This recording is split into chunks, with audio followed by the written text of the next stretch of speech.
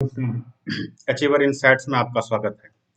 जैसे कि हमने आपको बताया था कि जो जनरल कॉम्पिटिटिव है उसके मोस्ट ऑफ द सब्जेक्ट की क्लास मैं लूंगा। तो उस कड़ी में आज हम लोग सबसे पहले मैथ्स की क्लासेस स्टार्ट कर रहे हैं आज से। तो मैथ्स स्पेशल क्लास में सबसे पहले हमने अर्थमेटिक को सिलेक्ट किया है कि सबसे पहले हम आपको अर्थमेटिक से स्टार्ट करेंगे। और अर्थमेटिक में भी जो अर्थमेटिक के सबसे इजी चैप्टर है, इजी चैप्टर मतलब सबसे बेसिक सा चैप्टर है, उसको हमने सेलेक्ट किया है। हमने सबसे पहले इन चैप्टर को सेलेक्ट किया, अर्थमेटिक यूनिट 1 का ratio, proportion, age, mixture, average and alligation, partnership, ये एक यूनिट है। ठीक है। हमने सबसे पहले रेशियो को इसलिए सेलेक्ट किया ताकि मैं आपको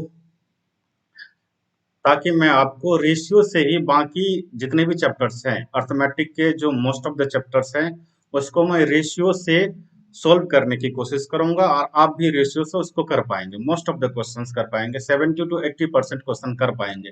बाकी सारे चैप्टर की मैं बात कर रहा हूँ। कुछ क्वेश्चन ऐसे भी होंगे जिसको हम रेशियो से नहीं कर पाएंगे, लेकिन उस क्वेश्चन के एक पार्ट को हम रेशियो से सोल्व कर पाएंगे। इसलिए हमने सबसे पहले रेशियो को चुना।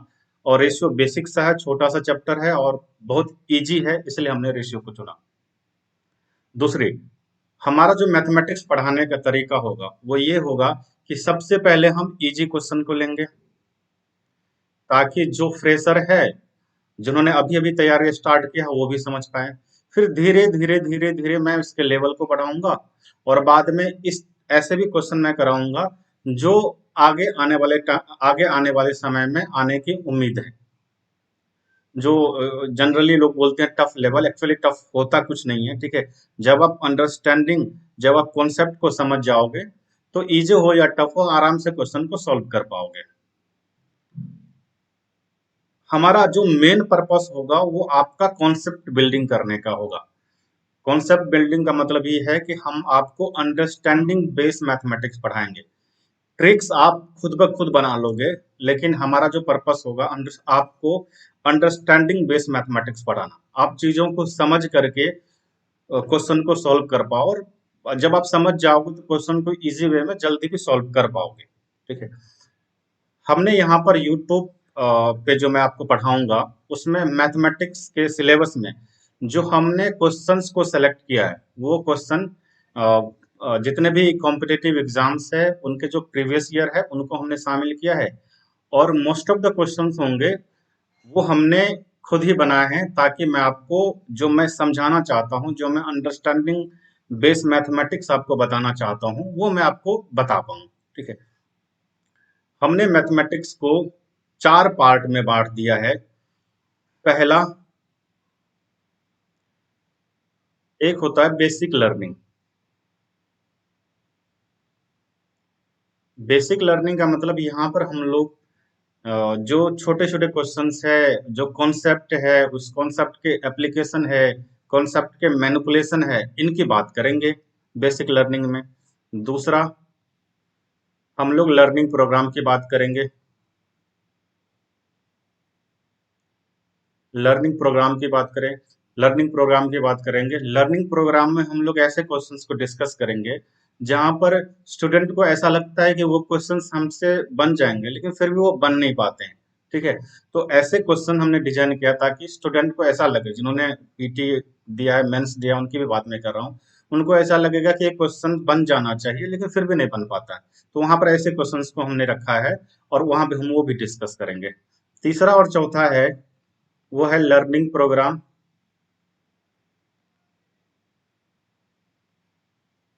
लर्निंग स्किल्स, लर्निंग स्किल, और चौथा है लर्निंग एक्सपर्ट। ठीक है। इसमें हम आपको ऑप्शन से क्वेश्चंस को मैनिपुलेट करना भी सिखाएंगे, क्वेश्चन को ऑप्शन से बनाना सिखाएंगे। हमारा जो जितना भी पेपर डिस्कशन होगा, जो हम पेपर डिस्कस करेंगे, उसमें ज्यादातर हम लोग लर्निंग स्किल की बात करेंगे, लर्निंग एक्सपर्ट की बात करेंगे। ठीक है। कॉन्सेप्ट की भी बात करेंगे, लेकिन इन दोनों की बात हम लोग ज्यादा करेंगे क्योंकि इन दोनों से हम क्वेश्चंस को बड़ी आसानी से बहुत जल्दी बना सकते हैं। और ये दोनों हम तभी सीख पाएंगे जब हमको बेसिक लर्निंग आता हो, लर्निंग प्रोग्राम आता हो। क्योंकि बेसिक लर्निंग अगर आता हो उसी पे हम जो है ना फाउंडेशन तैयार कर पाते हैं और उसके आधार पर लर्निंग स्किल या लर्निंग एक्सपर्ट हम बता पाते हैं। तो चलते हैं, हम रेशियो आज स्टार्ट करते हैं। रेशियो की ये पार्ट वन पहली क्लास है। यहाँ पर हम रेशियो का जो फाउंडेशन है उनकी बात करेंगे। तो सबसे पहले रेशियो में देखते हैं, जो रेशियो होता है, रेशियो की अगर हम बात करेंगे, अगर हम दो क्वांटिटीज है, दो क्वांटिटीज है ए और बी, इनके बीच अगर हम कंपैरिजन करें तो वो रेशियो है। रेशियो एक्चुअल में वो कंपैरिजन करता है। अगर मान के चलो ए और बी का जो रेशियो है वो 2:3 है, इसका मतलब ये है कि ए अगर 2 है तो बी 3 है। इसका मतलब ए अगर 2 है तो बी 3 है। समझने की कोशिश करना, ये जो कंडीशन बना रहा है वो इफ का कंडीशन बना रहा है। इसका मतलब रेशियो से हम कंपैरिजन कर पाते हैं। रेशियो हमें कंपैरिजन बता रहा है, रेशियो हमें कंपैरिजन बता रहा है। ए अगर 2 है तो बी 3 है, ए अगर 4 है तो बी 6 है, ए अगर 4 है तो बी 6 है, ए अगर 6 है तो बी 9 है। इसी तरह से हम आगे भी बढ़ सकते हैं, इसी तरह हम आगे भी बढ़ सकते हैं। तो ये रेशियो जो है वो हमें कंपैरिजन को बताता है। हम रेशियो से कंपैरिजन कम कर पाते हैं, जिसको बोलते हैं हम relative study of mathematics. Ratio से अगर हम मैथमेटिक्स को पढ़ते हैं तो रिलेटिव स्टडी ऑफ मैथमेटिक्स हम लोग बोल सकते हैं। अब देखो, ये जो है ये 2:3 रेशियो है, इस बात को समझना। ये 4:6 भी रेशियो ही है और 6:9 भी रेशियो है। ये तीनों के तीनों रेशियो है। ये ऐसा नहीं कि 2 कांस्टेंट वैल्यू है और 3 कांस्टेंट वैल्यू है। यहाँ पर रेशियो है ये, क्योंकि इनके बीच में कोई एक कॉमन टर्म होगा। मान कर चलो के एक कॉमन टर्म है, इनके बीच में कोई एक कॉमन टर्म होगा, तो के को आप क्या बोलोगे, इस बात को ध्यान रखना। के जो है वो कॉमन टर्म है, इन रेशियो का जो है वो कॉमन टर्म है के। इन दोनों रेशियो का के कॉमन टर्म है, और पूरे के पूरे रेशियो की मैं बात करूं वो कॉमन टर्म्स पे ही डिपेंड करता है। ठीक है, इनके भी कॉमन टर्म की बात करूं, इनके भी कॉमन टर्म की बात करूं, ठीक है, इनकी मैं बात कर रहा हूं। इसके यहाँ पर के और यहाँ पर के दोनों कॉमन टर्म है, और जब एक रेशियो की बात कर रहे हैं तो वहां पर जो कॉमन टर्म होता है वो इक्वल होता है। ए के लिए जो कॉमन टर्म होगा, बी के लिए जो कॉमन टर्म होगा, वो दोनों इक्वल होगा। मान कर चलो कि मैं ये कहूं कि ए अगर 10 है, ठीक है, तो बी कितना होगा, बी 15 हो जाएगा। ठीक है, देखो ये 5 टाइम्स है तो ये भी 5 टाइम्स हो जाएगा। इसका मतलब के की वैल्यू कितनी है, 5 है। यहाँ पर के की वैल्यू कितनी है, 5 है। देखिए दोनों ए में भी और बी में भी दोनों दोनों जगह के इक्वल ही होगा। दूसरी एक और छोटी चीज समझ लेना कि अगर मैं रेशियो की बात करता हूँ, अगर मैं ये कह रहा हूँ कि 2 kg और 5 kg का आप रेशियो बताएं, ठीक है, 2 kg और 5 kg का रेशियो बताएं, तो आप क्या करोगे, यहाँ पर केजी और केजी कैंसिल कर दोगे। तो यहाँ पर जो रेशियो बना वो 2:5 बना। इसका मतलब ये है कि जो रेशियो होता है वो यूनिट लेस होता है, ये रेशियो का कोई यूनिट नहीं होता है। ठीक है, अगर हम अगर हम 2:5 है तो इसको अगर केजी मान लो तो ये दोनों केजी केजी हम रेशियो मान सकते हैं। अगर ये 2:5 है तो इसको मैं केजी के बदले में ग्राम ग्राम भी मान सकता हूँ, लेकिन दोनों का जो यूनिट होगा वो सेम होगा, क्योंकि वो कैंसिल होकर के यूनिट लेस बनाता है। आई थिंक कि इतनी बातें आपको समझ में आ गई होगी कि रेशियो हमें कंपैरिजन को बताता है। ठीक है, रेशियो यूनिट लेस है। ठीक है, रेशियो के जो कॉमन टर्म्स है वो इक्वल होते हैं। अगर मैं सिंपल सी एक रेशियो की बात करूं तो अब आगे हम लोग क्वेश्चन के माध्यम से, ठीक है, क्वेश्चन को करने की कोशिश करते हैं। पहला क्वेश्चन मैं बहुत बेसिक से लेके चल रहा हूं ताकि आपको दिक्कत ना हो। यहाँ पर दिया हुआ है ए और बी का रेशियो 2:3 है, बी और सी का रेशियो 4:5 है। अब हमें इन दोनों को कंबाइन करके भी एक रेशियो ही बनाना है। ठीक है, तो अभी हम लोग जो अभी पहले पार्ट में और कुछ पार्ट में हम लोग जो रेशियो पढ़ेंगे, वो रेशियो एक्चुअल में रेशियो को हम दो तरह से, हम रेशियो चैप्टर को दो तरह से हम सॉल्व करते हैं। ठीक है, रेशियो चैप्टर में एक्चुअली रेशियो चैप्टर में दो तरह के क्वेश्चन आते हैं। पहला क्वेश्चन जो होता है वो आप रेशियो से रेशियो कैलकुलेट करते हो। पहला जो चैप्टर होता है, सॉरी, पहला जो टाइप बोल लो या पहले जो क्वेश्चंस होते हैं, ठीक है, वो रेशियो टू रेशियो होते हैं, यानी कि रेशियो चैप्टर को हम दो पार्ट में बांट दिए हैं। पहला रेशियो टू रेशियो कैलकुलेशन, अब आप रेशियो से रेशियो कैलकुलेट कर पाओगे। दूसरा ratio two constant, ratio two constant value भी आप, रेशियो टू कांस्टेंट वैल्यू आप कैलकुलेट कर पाओगे। अभी जो हम लोग बात करेंगे वो रेशियो टू रेशियो कैलकुलेशन बताएंगे। रेशियो दिया रहेगा, उससे भी आपको रेशियो ही निकालना होगा। अब यहाँ पर ए इज टू बी 2:3 दिया हुआ है, बी इज टू सी 4:5 दिया हुआ है। यहाँ पर पहले हम ये लिख लेते हैं, ए इज टू बी 2:3 और बी इज टू सी 4:5 ये दिया हुआ है। अब हमें इन दोनों को कंबाइन करके एक रेशियो बनाना है। तो यहाँ पर एक बात समझो कि इन दोनों को अगर कंबाइन करके रेशियो बनाएंगे तो इनके कॉमन टर्म और इनके कॉमन टर्म जरूरी नहीं है कि एक ही हो, सेम हो, अलग अलग। यहाँ पर तो अलग अलग ही होंगे, लेकिन जरूरी कभी कभी सेम आ जाएंगे, वो अलग बात है, लेकिन जनरली अलग ही होते हैं। यानी कि अगर मैं ये कहूं कि ये 2k है तो ये 3k है, अगर मैं इस रेशियो की बात करूं तो ये मान कर चलो 4p है तो ये 5p है। इनके जो कॉमन टर्म्स हैं ना, वो कॉमन टर्म्स इक्वल नहीं होंगे। इन रेशियो के और के होंगे तो इन रेशियो की कुछ और मानना पड़ेगा, पी और पी होंगे। अब इन दोनों को कंबाइन करना है। इन दोनों को कैसे कंबाइन करेंगे? या तो आप क्या करो, 2:3 को आगे बढ़ाते जाओ, आगे बढ़ाते जाओ, इसको भी आगे बढ़ाते जाओ, और जब बी और बी आपस में बराबर हो जाए तो वहां पर आप ये डिसाइड कर लेना कि ये E:B:2 से रेशियो है। या फिर आप क्या करो, यहाँ पर इन दोनों बी को बराबर कर लो। ठीक है, देखो इक्वल करना आना चाहिए। मैं रेशियो के मोस्ट ऑफ द क्वेश्चंस जो है वो इक्वल से ही बताऊंगा, क्योंकि बाकी जो ट्रिक्स है ना वो हर जगह काम आते नहीं। तो यहाँ पर देखो, यहाँ पर 2:3 है, 4:5, हमें बी और बी इक्वल चाहिए। तो यहाँ पर अगर मैं 4 से मल्टीप्लाई करूँ और यहाँ पर मैं 3 से मल्टीप्लाई करूँ तो ये दोनों इक्वल हो जाएगा। अब देखो यहाँ पर 4 2 जा 8 हो गया, ठीक है, 4 3 जा 12 हो गया, और यहाँ पर भी बी है। तो यहाँ पर देखो 4 3 जा 12 इक्वल हो गया। अब 5 3 जा 15, 5 3 जा 15, जो A is to B is to C का जो रेशियो हुआ वो 8:12:15 हो गया। जो A is to B is to C का रेशियो होगा वो 8:12:15 हो गया, और ऑप्शन डी इसका आंसर हो गया। अब एक बात और समझना यहाँ पे, अगर मैं इन ए बी की बात करूं, ए बी का अलग से रेशियो निकालो, इन दोनों का अलग से रेशियो निकालो, ठीक है, इन दोनों का अलग से रेशियो निकालो तो क्या होगा, इन दोनों का अलग से रेशियो निकालो, 4 2 जा 8, 4 3 जा 12, 2:3।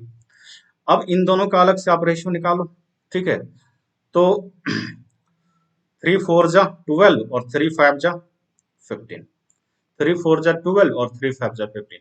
इसका मतलब ये है कि आप कंबाइंड कैलकुलेशन करने के बाद भी अगर अलग अलग रेशियो को कैलकुलेट करते हो तो जो शुरू में रेशियो था वही रेशियो आता है। यहाँ पर ए और बी का रेशियो, ये ए और बी हो गया, और यहाँ पर बी और सी हो गया। तो यहाँ पर ए और बी का जो रेशियो है वो 2:3 होगा, बी और सी का रेशियो 4:5 होगा, जो कि पहले से क्वेश्चन में है। ठीक है, ये छोटी छोटी चीजें मैं इसलिए बता रहा हूँ ताकि मैं इसके आधार पर कॉन्सेप्ट को मैनिपुलेट करूंगा और वहां पर चीजों को आप समझ पाओगे। अगर आपको ये आ भी रहा है तो भी आप इसे समझने की कोशिश करना, ताकि मैं इसे आगे जा करके इसी बेस पे मैं कनेक्ट करूं अच्छे क्वेश्चंस को।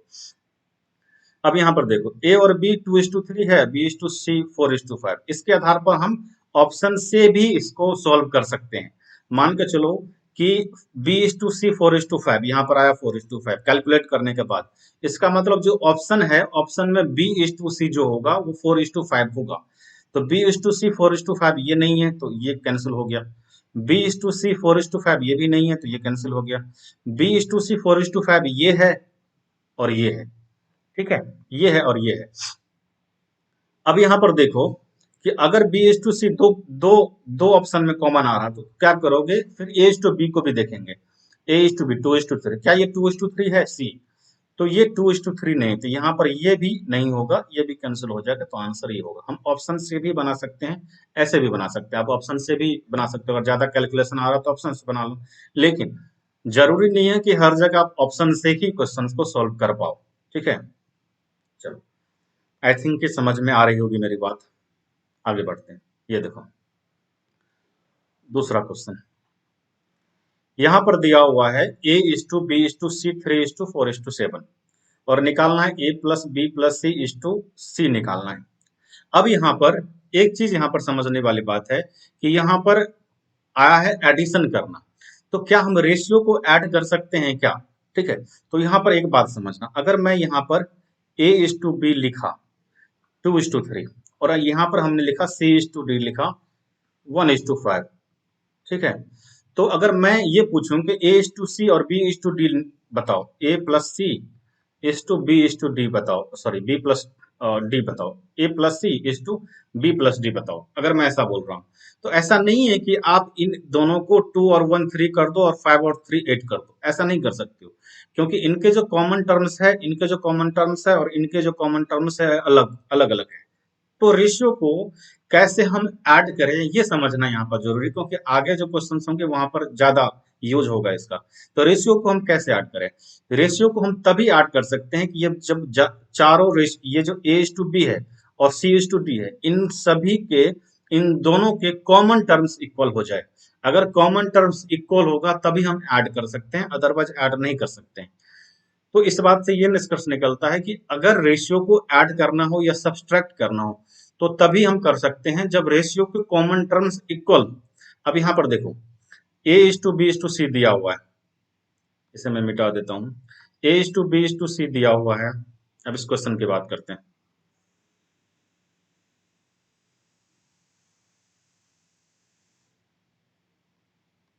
हाँ, यहाँ पर A is to B is to C दिया हुआ, 3a is to B is to C, 3:4:7। अब ये कंबाइन एक रेशियो है। अब देखो इसका कॉमन टर्म्स इक्वल ही होगा, अगर मान कर चलो ये अगर के है तो ये भी के होगा और ये भी के होगा, ठीक है। तो यहाँ पर हमें रेशियो निकालना है ए प्लस बी प्लस का सी, ठीक है, और सी का रेशियो निकालना है। तो देख लो इन तीनों को ऐड करो, ठीक है, ये हो जाएगा 14 के और ये हो जाएगा 7 के, ठीक है, ये कैंसिल हो जाएगा तो 2:1 आ गया।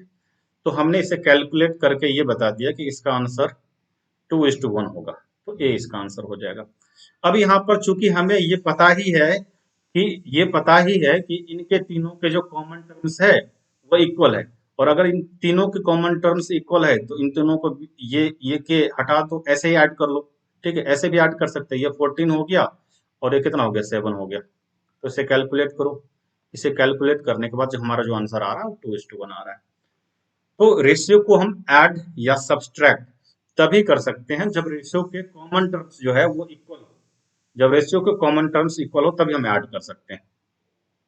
चलो एक और क्वेश्चन से देखते हैं, ठीक है, तीसरा क्वेश्चन ये देखो।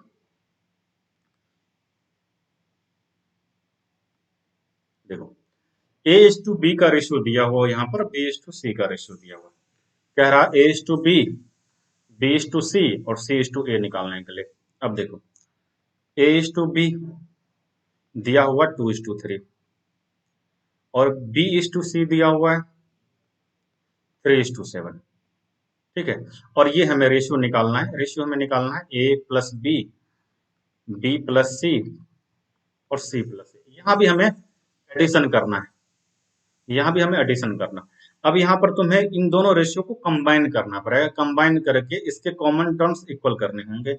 अब यहाँ पर भी है, यहाँ पर भी है, देखो यहाँ भी है और यहाँ भी है और दोनों इक्वल है, तो कुछ करने की जरूरत ही नहीं।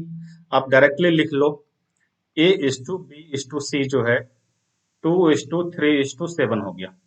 ए is to B is to C जो है 2:3:7 हो गया, ठीक है। अब इसे ए प्लस बी देखो, ए प्लस बी कितना होगा, 2 और 3 5 हो गया। बी प्लस सी कितना होगा, 3 और 7 10 हो गया। और सी प्लस ए कितना होगा, 7 और 2 कितना हो गया, 9 हो गया। तो 5 10 और 9 हो गया, ठीक है। तो इसका आंसर सी हो जाएगा। ये A plus B plus C plus A 5:10:9। जब भी रेशियो को हमें ऐड करना हो, सब्सट्रैक्ट करना हो, तो ये इस बात का ध्यान रखना कि रेशियो के कॉमन टर्म्स इक्वल होने चाहिए, तभी हम इसको हम ऐड कर सकते हैं या सब्सट्रैक्ट कर सकते हैं, ठीक है। आगे बढ़ते हैं, ठीक है। चलो इस क्वेश्चन की बात करते हैं। यहाँ पर ए इज टू बी दिया हो, बी इज टू सी दिया हो, सी इज टू डी दिया हो, तीन तीन रेशियो यहाँ पर दिया हुआ है और तीनों के जो कॉमन टर्म्स होंगे वो अलग अलग करने हैं। तो इस तीनों रेशियो को कंबाइन करके एक रेशियो बनाना है। तो कंबाइन करके एक रेशियो बनाना है। एक तो तरीका ये हो सकता है कि ऑप्शन के साथ जाएं हम और आंसर निकाल लें। तो एक तरीका ये हो सकता है कि 1:b, सॉरी, A:b 1:2 दिया हुआ है, तो देखो इसमें 1:2 है क्या A:b? नहीं है, तो ये नहीं हो सकता। क्या इसमें 1:2 है A:b? हाँ, तो ये हो सकता है।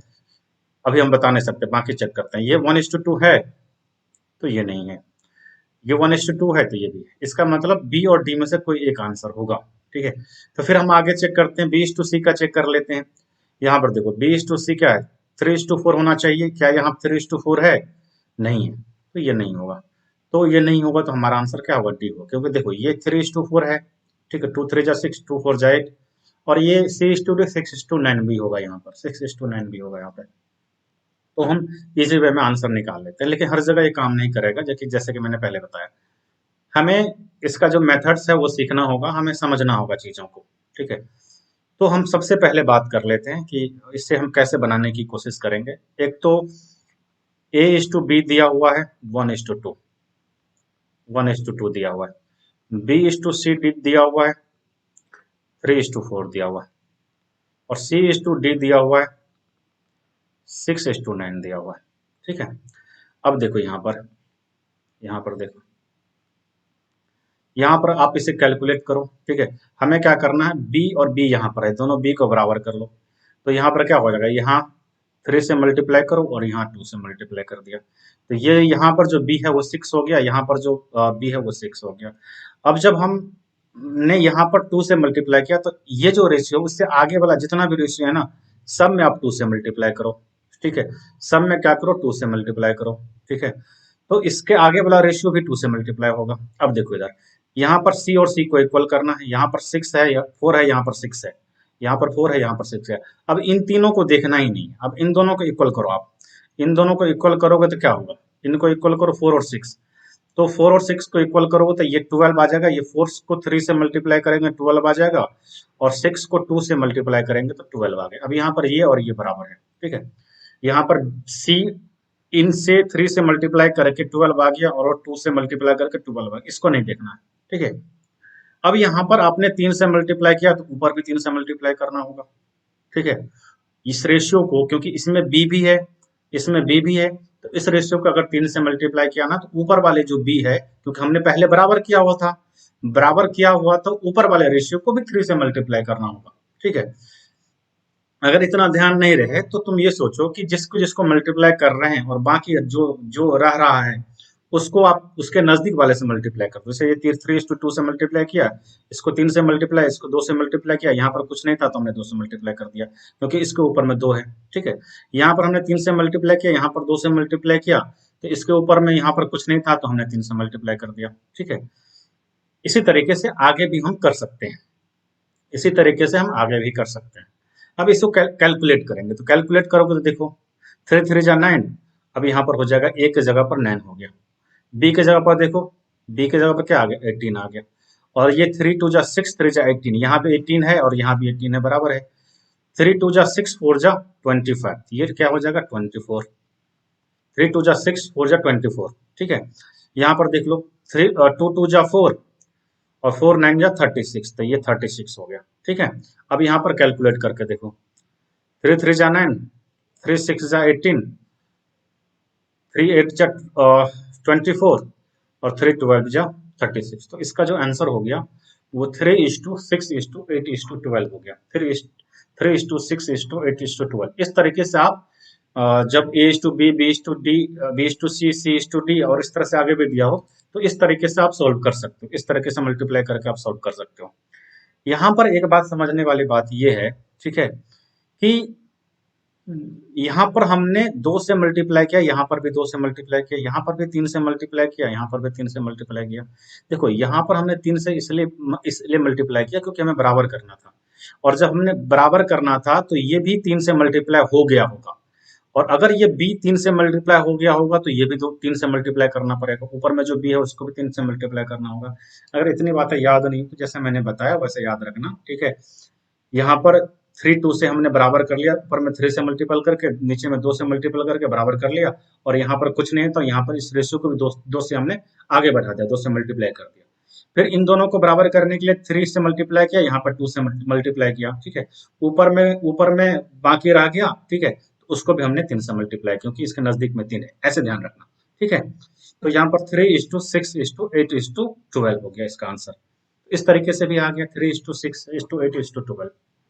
चलो और तरीका बता रहे हैं, ठीक है, और समझने की कोशिश करो। मैं इसे मिटा देता हूँ, थोड़ा सा टेक्निकली मैं साउंड नहीं हूँ भाई, तो मुझे सीखना पड़ रहा है, मैं सब कुछ सीख रहा हूँ, धीरे धीरे सीख जाऊंगा।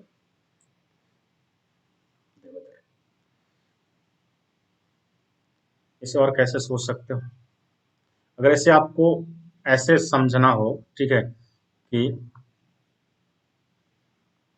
A:B दिया हुआ है 1:2 और B:C दिया हुआ है 3:4, C:D दिया हुआ है 6:8।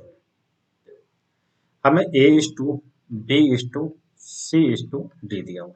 देखो इस तरफ जो होगा, इस तरफ ऊपर से नीचे तक चाहे जहां तक जाओ, इस तरफ जो होता है वो A होता है, ठीक है। अब इसको कैलकुलेट कर दो, 6×3=18, तो ये हो जाएगा 18 हो जाएगा, 6×3=18 और 1 मतलब 18 हो जाएगा यहाँ पर। और जो लास्ट वाला ऊपर से तुम नीचे जाओगे ना, ऊपर से नीचे जाओगे लास्ट वाला, वो D होता है, तो यहाँ पर हम D लिख देते हैं। 4×2=8, 9×8=72, ये 72 तुम्हारा D हो गया। अब यहाँ पर जो है, यहाँ पर B और C बच गया। अब देखो B कहाँ है, यहाँ है, ठीक है, यहाँ, और ये दोनों कॉमन है। अभी ऐसे B को निकालना है तो इस तरीके से मल्टीप्लाई करो, ऐसे ऐसे देख लो, यहाँ से यहाँ जाएगा और फिर क्या होगा, फिर डायरेक्ट सीधे जाएगा ये, ठीक है, यहाँ से यहाँ फिर सीधे। अब देखो B निकालने के लिए हमें क्या करना पड़ेगा, 2 को 3 से मल्टीप्लाई करो, फिर 6 से मल्टीप्लाई करो, 2 को 3 से मल्टीप्लाई करो, 6 से मल्टीप्लाई करो, कितना हो जाएगा, 3×2=6, 6×36, ठीक है, 3×2=6 और 6×6=36 हो जाएगा। फिर देखो अगर हमें C का निकालना हो, तो C का निकालने के लिए क्या होगा, यहाँ से स्टार्ट करो, C कहाँ है, यहाँ और यहाँ, तो ये यहाँ आएगा और इस तरीके से मल्टीप्लाई कर दो। 2×4=8, 8×6=48, 48 हो गया। तो 18:36:48:72। अब इसमें क्या है ना, कैलकुलेट ज्यादा करना पड़ा, गुना ज्यादा करना पड़ा। पहले वाले में हमें गुना ज्यादा नहीं करना पड़ रहा था, क्योंकि वहां पर हम कैंसिल भी कर सकते थे। अब यहाँ पर देखो 18 है, तो देखो 6 से कैंसिल करो, 6×3=18, ठीक है, 6×6=36 और 6×8=48 और 6×12=72। तो यहाँ पर फिर से हमारा रेशियो आ गया 3:6:8:12, 3:6:8:12। तो इसका आंसर 3:6:8:12 हो गया, इससे भी निकल गया। अब इसे याद रखो तो अच्छा है, याद रखोगे तो जैसे मैंने बताया वैसे याद रखना। लेकिन क्या है ना कि ये सब ना चीजें जो है, वो सब चीजें मतलब मैं ये कहूँ कि हर जगह काम नहीं आएगी, क्योंकि जो आजकल जो क्वेश्चंस आते हैं ना, वहां पर मैं बताऊंगा कि कैसे क्वेश्चंस आते हैं। मैं पार्ट 2 में ये सारी चीजें बताऊंगा। पार्ट 1 में हमने सिर्फ फंडामेंटल चीजें ली हैं, छोटी छोटी जो चीजें हैं ना वो ली हैं, ताकि जो फ्रेशर है उनको हमारी बात समझ में आ जाए। फिर मान के चलो इसे और अगर बताना हो तो कैसे बताएंगे, देख लो। अभी जो मैं बता रहा हूँ ना उसको ध्यान रखना, ठीक है, क्योंकि अभी जो आगे जो क्वेश्चन होगा ना, वो उसी बेस पे सारे क्वेश्चंस को सॉल्व करेंगे, लगभग लगभग क्वेश्चन को जो हम रेशियो से रेशियो बना रहे हैं ना, जो हम रेशियो से रेशियो बना रहे हैं उसी बेस पर हम सॉल्व करने की कोशिश करेंगे। मोस्ट ऑफ द क्वेश्चन को सॉल्व कर लेंगे, इसलिए अभी जो मैं बता रहा हूँ उसको ध्यान से समझना, ठीक है। देखो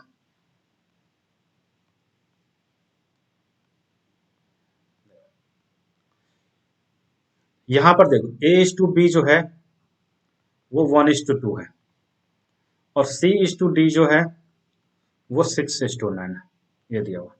और D:C जो है, D:C जो है वो 3:4 है, सॉरी, ये 3:4 है।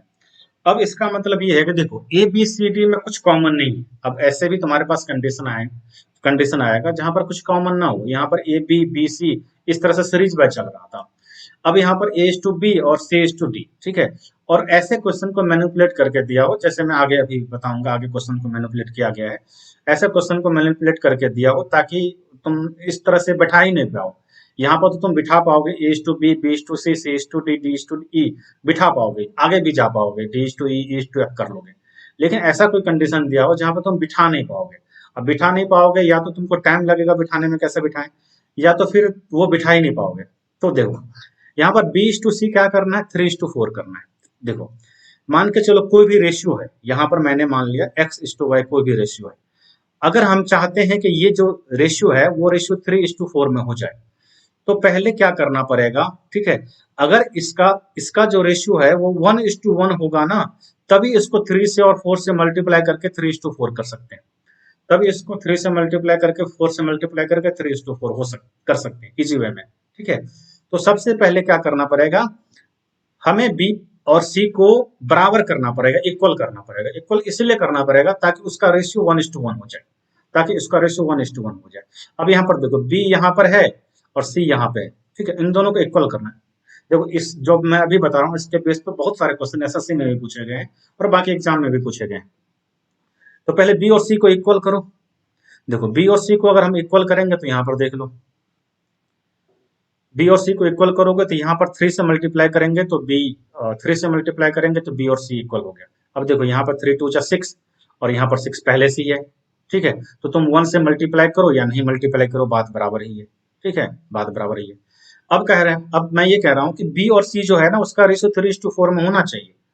अब ये बराबर हो गया, अब ये बराबर हो गया तो इसका रेशियो 1:1 हो गया। देखो अब यहाँ पर बी और सी की मैं बात करूं, बी और सी की मैं बात करूं तो बी कितना हो गया 6, समझाने के लिए बोल रहा हूँ, ऐसे तुमको पता चल जाएगा। और यहाँ पर सी कितना है 6। अब ये बराबर है, 1:1 का रेशियो है। और अगर ये 1:1 का रेशियो है ना तो तुम आराम से इसको इसको क्या कर सकते हो, 3:4 बना सकते हो। तो 3:4 बनाना है तो उसके लिए क्या करो, यहाँ पर 3 से मल्टीप्लाई करो, यहाँ पर 4 से मल्टीप्लाई करो। अब देखो यहाँ पर कितना हो जाएगा, यहाँ पर हो जाएगा ये 9 हो गया, 9 से मल्टीप्लाई करो तो ए जो हो गया A:B:C:D निकालना है। तो ये कितना हो गया, 9 हो गया। बी कितना हो गया, 18 हो गया। सी कितना हो गया, 24 हो गया। और डी कितना हो गया, 36 हो गया, ठीक है। अब इसे कैंसिल करो, 3 3 जा 9, 3 6 जा 18, 3 8 जा 24 और 3 12 जा 36। तो ये जो है 3:6:8:12, इसका जो आंसर हुआ 3:6:8:12, वही हम लोग कर रहे थे। तो हमें जो फोकस करना है, अब जो आगे वाली क्लास जितनी भी होगी और आजकल जो क्वेश्चन आ रहे हैं, हमें जो फोकस करना है वो इस बेस पे फोकस करना है। जो ये जो क्वेश्चन है और जो पहले जो क्वेश्चन आते थे तो उसमें तुम कर पाओगे, याद करके या ट्रिक से तुम कर पाओगे। लेकिन अभी जो क्वेश्चन आ रहे हैं, अभी जो क्वेश्चन आ रहे हैं उसके लिए तुमको समझना पड़ेगा जो चीजें मैं अभी बता रहा हूँ, ठीक है। तो मैं ये कहना अल्टीमेटली मैं ये कहना चाह रहा हूँ कि इसको दिमाग में रखो, ठीक है। और इसी बेस पर आगे भी हम लोग क्वेश्चन को सॉल्व करेंगे, ठीक है। एक क्वेश्चन की बात कर लेते हैं और, ठीक है। यहाँ पर जो पिछला वाला क्वेश्चन है उसी क्वेश्चन में हमने एक रेशियो और बढ़ा दिया, D:E बढ़ा दिया। जो पिछला वाला क्वेश्चन था उसी में हमने क्या किया, D:E और बढ़ा दिया, एक रेशियो और बढ़ा दिया। तो देखो कैलकुलेट करना हो तो कैसे करोगे, A:B 1:2। एक तो ऑप्शन से तुम कर लोगे, आराम से कर लोगे, जो कि डी आंसर आएगा वो मैं भी यहाँ बता नहीं रहा हूँ, ठीक है। B:C देख लो, B:C 3:4, C:D देख लो 6:9 और D:E देख लो 12:16। ये है। अब देखो, अब इन दोनों को बराबर करोगे तो क्या करोगे, इसको तुम किससे मल्टीप्लाई करोगे, 3 से मल्टीप्लाई करोगे, इसको 2 से मल्टीप्लाई करोगे। और अगर हमने इसको 2 से मल्टीप्लाई किया तो इसको भी 2 से मल्टीप्लाई करना पड़ेगा और इसको भी 2 से मल्टीप्लाई करना पड़ेगा, ठीक है। फिर यहाँ देख लो, यहाँ देख लो। अब हमें सी को बराबर करना है। सी को देखो, सी को बराबर करने के लिए इसको तुम कितना से मल्टीप्लाई करोगे, इसको तुम 3 से मल्टीप्लाई करोगे, इसको 2 से मल्टीप्लाई करोगे। अगर इसे 3 से मल्टीप्लाई किया तो ऊपर में भी 3 से मल्टीप्लाई करना होगा, नीचे में भी 2 से मल्टीप्लाई करना होगा, इसके नजदीक 2 है तो 2 से मल्टीप्लाई करना होगा। अब इन दोनों को देखो, ठीक है, इन दोनों को बराबर करना है। इन दोनों को बराबर करना है तो देख लो, इसको 4 से मल्टीप्लाई करोगे, इसको 3 से मल्टीप्लाई करोगे, और इसको 4 से मल्टीप्लाई किया तो इसको भी 4 से मल्टीप्लाई करोगे, इसको भी 4 से मल्टीप्लाई करोगे, ठीक है। अब देखो यहाँ पर जो सब में कॉमन है उसको कैंसिल कर सकते हो। देखो सब में कॉमन क्या है, सब में जो कॉमन है उसको कैंसिल कर सकते हो। तो यहाँ पर 4 है तो 4 कैंसिल करो, ये भी 4 कैंसिल करो, ये भी 4 कैंसिल करो, और ये 2 2 ये 4 कैंसिल कर दो, ठीक है। अब बाकी देख लो, बाकी कैंसिल हो रहा तो नहीं हो रहा। अब देखो हमें एक निकालने के लिए कितना से गुना करना पड़ेगा, 9 से गुना करना पड़ेगा। तो देखो, तो 9 हो गया, ए की जगह पर 9 आ गया, ठीक है। बी की जगह पर क्या आ जाएगा, 18 आ जाएगा, ठीक है। और यहाँ भी 18 होगा तो हमें सी निकालना, सी की जगह पर क्या आ जाएगा, 3 2 जा 6, 6 4 जा कितना हो जाएगा, 24 आ जाएगा। अब यहाँ पर देखो डी है, डी की जगह पर देखो 2 2 जा 4, 4 9 जा 36 आ गया, ठीक है। अब यहाँ पर देखो सिर्फ 3 से मल्टीप्लाई करना है, तो डी वैसे भी ऊपर नीचे इक्वल ही होगा, तो 16 को 3 से मल्टीप्लाई कर लो, ठीक है, तो कितना हो जाएगा, 48 हो जाएगा, ठीक है।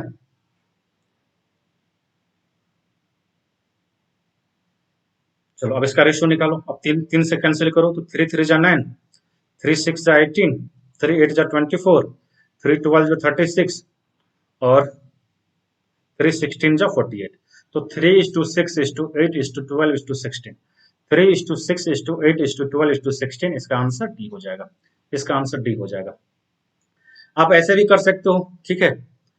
अगर मान के चलो उस तरीके से करना है जैसे तुमने याद किया हुआ ट्रिक, इस तरीके से करना है तो वो भी कर सकते हो, ठीक है। करना क्या पड़ेगा यहाँ पर अगर हमें ए निकालना है तो इन सबको मल्टीप्लाई करना पड़ेगा, थोड़ा सा कैलकुलेशन ज्यादा होगा। इन सबको ए निकालना हो तो इन सबको मल्टीप्लाई करना होगा। बी निकालना हो तो देखो बी के लिए हम क्या करेंगे, बी के लिए यहाँ पर 2 था, यहाँ पर 3 था, बी के लिए हम क्या करेंगे, ये इस तरीके से हम मल्टीप्लाई करेंगे, तो यहाँ भी मल्टीप्लाई ज्यादा हो रहा है, ठीक है। अगर हम सी निकालेंगे तो सी के लिए फिर मल्टीप्लाई ज्यादा करना होगा, तो हमें मल्टीप्लाई यहाँ पर ज्यादा करना पड़ा, फिर इसको कैंसिल भी करना पड़ेगा। तो बेहतर है इससे पहले जो मैंने बताया उससे करने की कोशिश करो मेरे हिसाब से, ठीक है। चलो, आज हमने बेसिक्स की जो सॉरी रेशियो की जो फंडामेंटल चीजें थी, बेसिक चीजें थी, वो हमने यहाँ पर रखा। अगले जो पार्ट है, पार्ट 2, उसमें हम लोग बात करेंगे रेशियो के एप्लीकेशन से बात करेंगे, रेशियो से रेशियो बनाना, और उसमें अच्छे क्वेश्चन की भी बात करेंगे। यहाँ पर फंडामेंटल हमने बात की, इसलिए बात की थी जो लोग नए हैं, जिन लोगों ने तैयारी स्टार्ट की है, वो भी हमारी बात को समझ पाए, इसलिए ये वीडियो उसके लिए था, ठीक है। जिसको पहले से आता है उनको ये सारी चीजें आती होगी, ठीक है। जो आगे हम बात करेंगे, पार्ट 2 में बात करेंगे, जिसको पहले से आता भी है उनके लिए भी कुछ नया होगा, ठीक है। और जो फ्रेशर है वो सीखने की कोशिश करना। तो आज बस इतना ही, फिर मिलते हैं, ठीक है, अगले पार्ट में, ठीक है। धन्यवाद।